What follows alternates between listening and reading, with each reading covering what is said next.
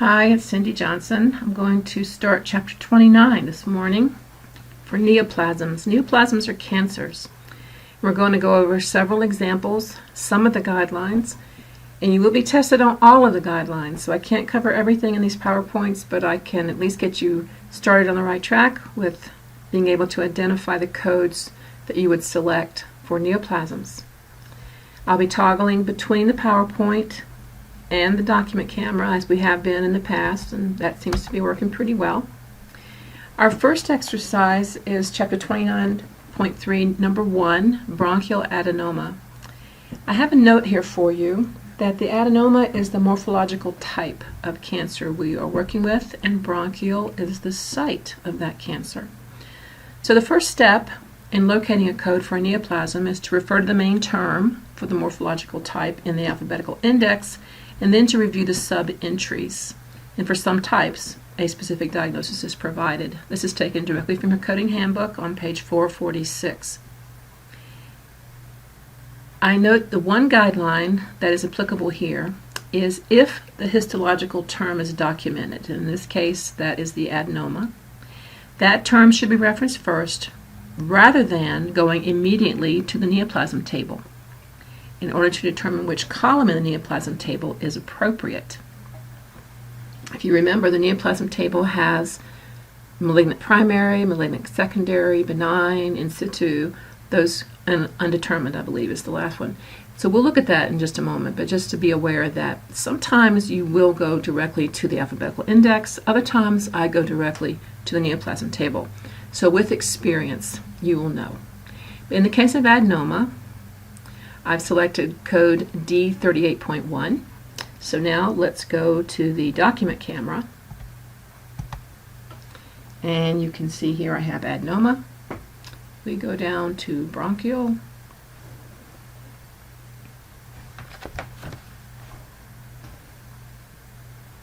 There we go.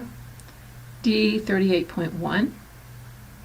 And you see that if the documentation had cylindroid type in it, then it tells you to go here. So you're always going to be watching for these C notes, S-E-E, so that you know where to go. But in this case, it looks like D38.1 is going to get us where we need to be. So let's go back in the tab. And here we are in the tabular D38.1, neoplasm of uncertain behavior of the trachea, the bronchus, and the lung. And remember from previous lectures, the and in the alphabetical, in the tabular, the and in the tabular can be or. So the patient does not have to have cancer in all three of these sites. It could be read trachea or bronchus or lung. In this case, our medical documentation tells us that it was in the bronchus.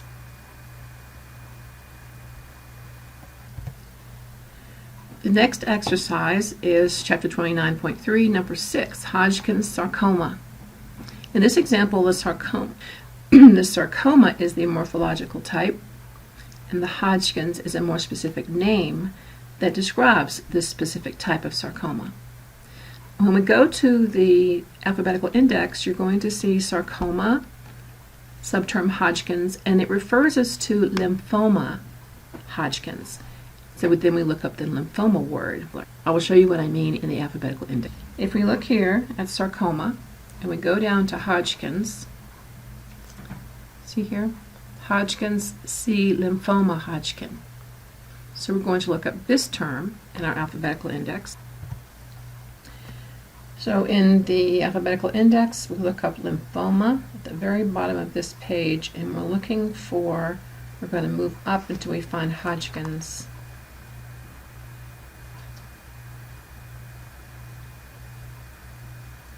Here it is, Hodgkin's. And as you see, there's so many sub-classifications, but the medical record documentation that's in this particular exercise doesn't give us very much specificity. So we're going to choose the less specific, C81.9. And as you remember, this little box means additional characters are needed. So let's go to the tabular and look up C81.9. In our tabular, here we are, C81.9. Unspecified, and if we go down we see all these possibilities, but our documentation didn't give us any sites at all, just unspecified site. So the correct code in this example would be C81.90. And here's the next example, 29.4, number 3. Adenocarcinoma of the rectum and the anus. If the histological term is documented, that term should be referenced first, rather than going immediately to the neoplasm table in order to determine which column is appropriate. Coding guideline 1.C.2. This is a general guideline, not a chapter-specific guideline. It doesn't look like. Okay, so we're going to look up our pathway of adenocarcinoma, and it's going to say, see also neoplasm malignant by site. So in this case, instead of taking you to the alphabetical index, because I'm trusting that you're beginning to get the gist of this, so we'll go straight to the table of neoplasms, and our main term will be rectum. Then it's going to be indented with overlapping lesion with another indentation, anus or rectosigmoid junction. So let's go to the table of neoplasm. Okay, so we're in the table of neoplasms, and you notice across the top, primary malignant, secondary malignant, cancer in situ, benign, uncertain, and unspecified behavior. And we're going to look up rectum in this case. So we're going to go down here, and I have put a marker to help me read my indentation correctly. Rectum and colon, overlapping lesion with anus or rectosigmoid junction, C21.8, and we are in the malignant primary column, that first column. So that's how we find it in the table of neoplasm, and now we're going to look up this code in the tabular. And when we get here, we see C21.8, malignant neoplasm of overlapping sites of rectum, anus, and anal canal. Primary malignant neoplasm, 2 or more contiguous sites. So this is our correct code, C21.8. Our next example is 29.5, number 3. Metastatic carcinoma from the prostate to the pelvic bone. Previous prostatectomy with no recurrence at primary site. I show you in a little note there in this example, the prostate cancer is malignant primary. The pelvic bone cancer is malignant secondary. However, because the prostate was already removed, we use the Z85- category. The pelvic bone is the principal. And we have a guideline that directly relates to this. Primary malignancy previously excised. I'll let you read that for yourself. The Z85 code, personal history of malignant neoplasm, is used to indicate the former site of the malignancy. And then the table of neoplasm is where we would look up the pelvic bone cancer and find C7951. I want to go to this table of neoplasms just to show you, remind you again, be careful which column you're in so you read the right column. So we're in the table of neoplasm. We have malignant primary, malignant secondary. We know that this pelvic bone cancer is malignant secondary, so we're going to use the second column. Go down. We're in bone. See here? This is our primary term right here. Come down. We're looking for pelvic. Second column, C7951. And when we look up that code in our tabular, it's a pretty general code. Secondary malignant neoplasm of bone. So even though we had all those subterms under bone, when it comes to a secondary malignant, it's fine to use a more general term. So this is the correct code for this exercise. The next example is 29.5, number 6, metastatic carcinoma of the brain and the lung. And using what we learned from our coding handbook, page 451, we know that there's no determination in this documentation as to which is the primary site. So in this case, we're going to use that C80.1 code to indicate that we don't know which one is primary. The lung cancer as the primary, because of that table that's in your coding handbook on page 451, it says when the morphology type is not stated or the only code that can be obtained is C80.0 or C80.1, code as a primary malignant neoplasm, whatever you're looking at, whatever site, unless the site is one of those listed on 451. And the brain as a site of cancer is on that list on page 451. Therefore, the brain cancer is going to be coded as secondary. In this example, I don't believe it matters which code goes first, because the information we've been given doesn't tell us which one is the focus of treatment. So I think it's such a general statement, and honestly, in the real world, I don't think you would see this statement very often.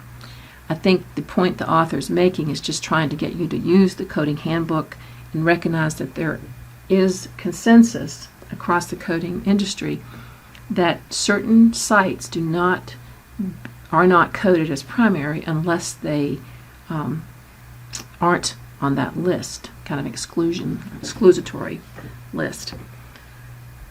Okay, let's go to the next one.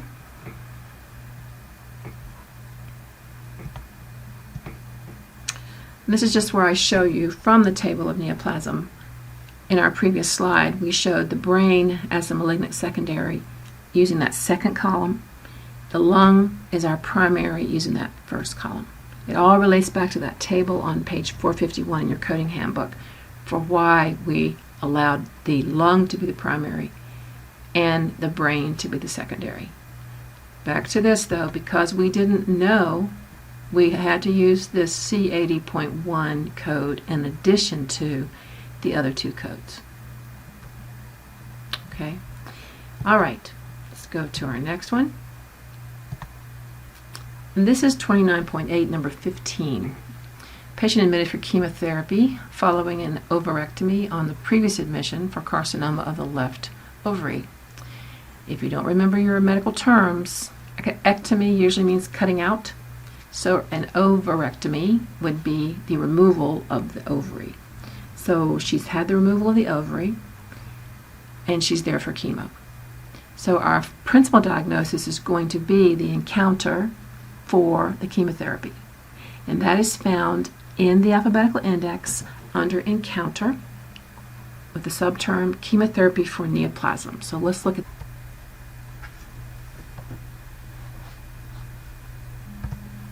we also have to code her cancer, and that is ovarian, and it's primary malignant. I'll let you look that up for yourself in the table of neoplasms.